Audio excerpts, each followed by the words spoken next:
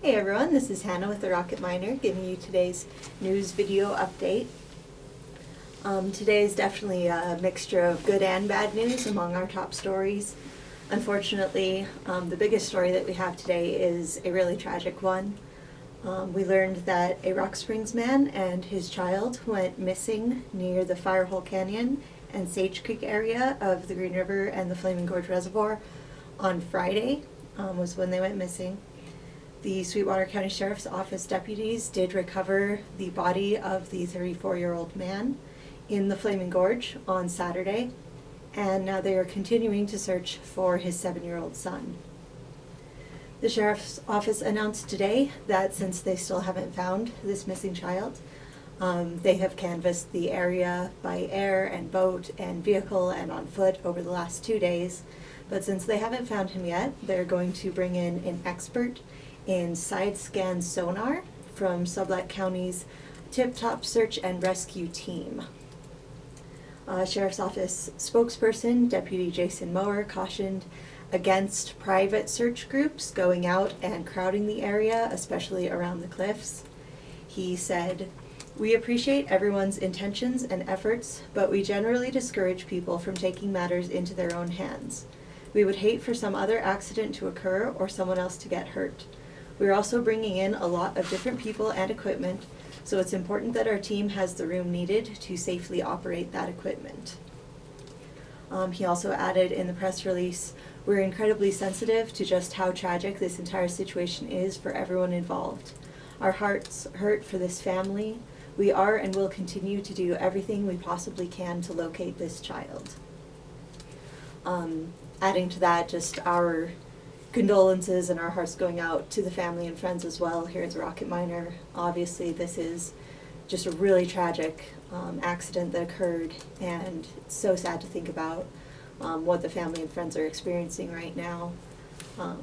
But as you think about that, please do just be sensitive. I'm thankful for everyone that has been expressing their condolences, like on our social media when we shared the story. I'm thankful for the compassion and the attitudes that everyone's having. Would just add to and reinforce again that reminder that even though people want to help, it doesn't actually help if you're trying to get together your own search parties to go out there. That's not what they need, because we don't want any other accidents to happen or anyone else to get hurt. We just need to let the experts go in and do their job, and I'm just thankful to them for the hard work that they've been doing over this weekend, and just continuing to do as much as they possibly can to search for this boy. Thankfully, we do have some good news updates today as well. One of the biggest ones is an update on the Richard Mountain wildfire. That's the wildfire that started last Monday, just a week ago, south of Rock Springs near the Clay Basin area. It is now 90% contained and looks like it's pretty stable, and they're keeping it there. The latest update that the Bureau of Land Management shared was from yesterday, but they were reporting that the fire had not been growing at that point. They said it experienced no perimeter growth and that fire behavior was minimal. Today they're reporting it's still that it remains at 90% containment. They also said that the BLM Wyoming Type 3 Incident Management Team is working to demobilize units assigned to the fire and preparing to turn management of the incident over to a local Type 4 team. So this just means they're kind of scaling back on the amount of people that need to be out there and what's required to get it under control. They did note, although dangerous red flag weather conditions remain, it is unlikely that fire crews will need to directly engage the fire. They said the Richard Mountain fire is now estimated to be at 7,633 acres and is not expected to grow due to fire activity. All of the closures on the roads in the area have been lifted, so there are no evacuations or closures currently in place. There are still bad fire conditions as far as the weather goes. I think there's still a red flag warning in effect right now.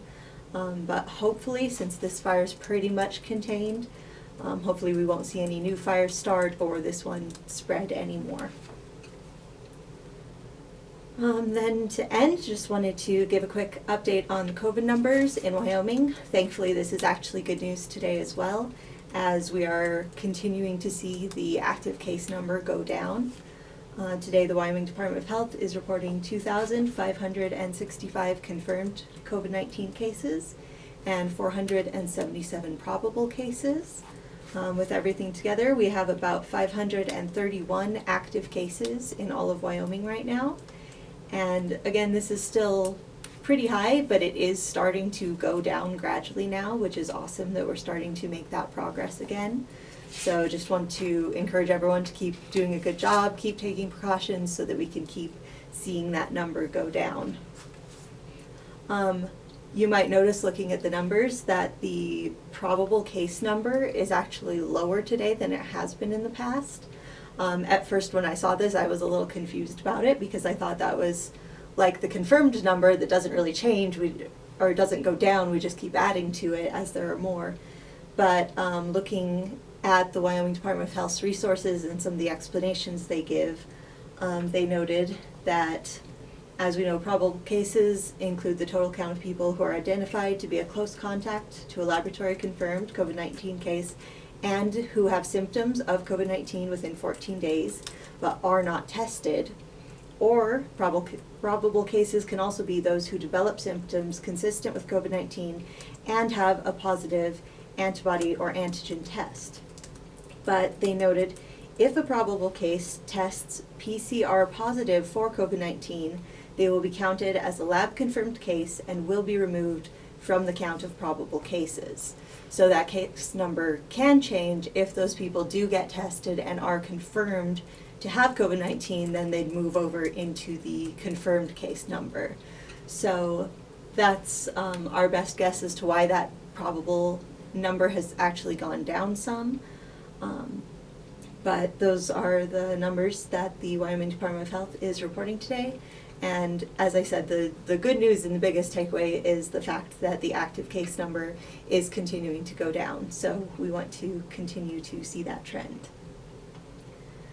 So those are the main stories that we have today. Thanks for listening. Keep checking with us for more updates on these stories that are ongoing, and just news as it comes up. We'll keep keeping you informed. So thank you for listening and have a good night.